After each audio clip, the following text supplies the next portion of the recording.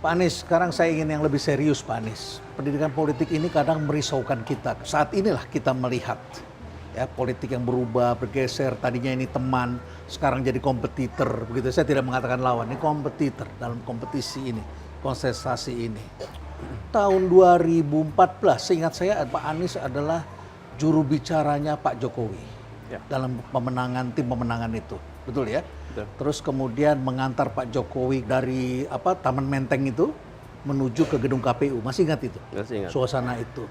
Dan kemudian Anda dengan prestasi sebagai seorang yang mendirikan Indonesia Mengajar, itu menjadi idolanya anak muda. Dan setelah itu Anda menjadi Menteri Pendidikan. Tapi kok kesannya sekarang setelah itu, kesannya kok jadi jauh dengan Pak Jokowi? Ini pertanyaan agak serius sedikit ini. Agak serius sedikit. Menjauh. Sementara sekarang kita melihat yang dekat itu adalah Erick Thohir. Ya, Bapak jarang sekali terlihat tampak bersama dengan Presiden. Apa refleksi yang bisa diceritakan kepada publik? Kok kesannya kayak seperti berseberangan? Sebenarnya kalau dari sisi hubungan dan lain-lain itu baik-baik saja, Prof. Tidak ada masalah. Pak Jokowi mantu juga Anda ada di situ. Iya dong. Ya. Sama juga saya mantu juga Pak Jokowi datang. Secara waktu memang Presiden waktunya terbatas, urusannya banyak. Ya. Jadi yang relevan yang ketemu, yang berbicara. Ketika saya menjabat sebagai gubernur, maka intensitas pertemuan tinggi. Kenapa? Ya karena gubernur dengan Presiden dan apalagi di Jakarta, jadi ya sering ketemu, sering interaksi dan membicarakan urusan-urusan Jakarta. Ya. Dan saya banyak dibantu oleh Bapak Presiden untuk urusan-urusan transportasi di Jakarta. Kenapa? Nah, transportasi Jakarta itu kan sebagian kewenangan pemerintah pusat.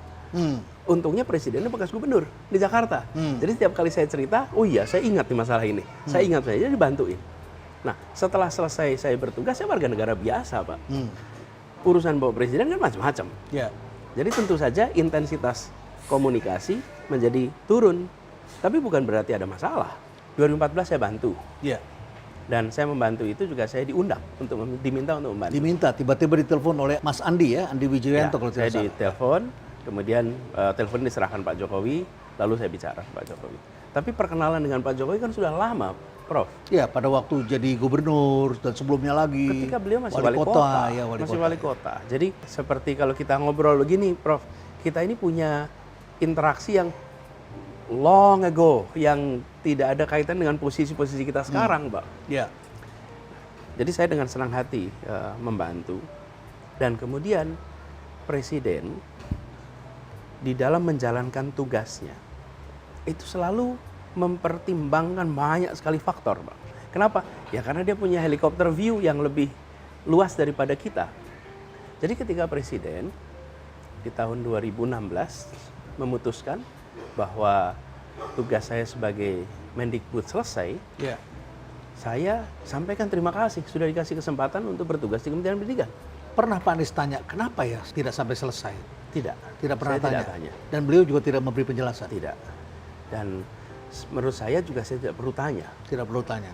Itu haknya beliau. Iya, itu hak beliau. Bukan sesuatu yang perlu saya negosiasikan. Ya. Dan kalau saya dalam posisi beliau, saya juga ingin yang saya putuskan itu terima. Karena ini keputusan. Jadi itu bukan sebuah gini, kira-kira. Pak Anies, kita pengen ngobrol Pak Anies. Ini baiknya Pak Anies tugasnya di mana? Nah, baru kita ngobrol tuh. Itu nggak ada? Itu kan tidak. Itu adalah menyampaikan keputusan.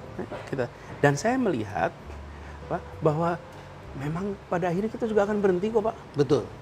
Apa sih yang permanen? Nggak ada juga. Apalagi di dalam posisi kementerian. Bisa setahun, 2 tahun, 3 tahun, 5 tahun, bisa 10 tahun. Kita nggak pernah tahu itu.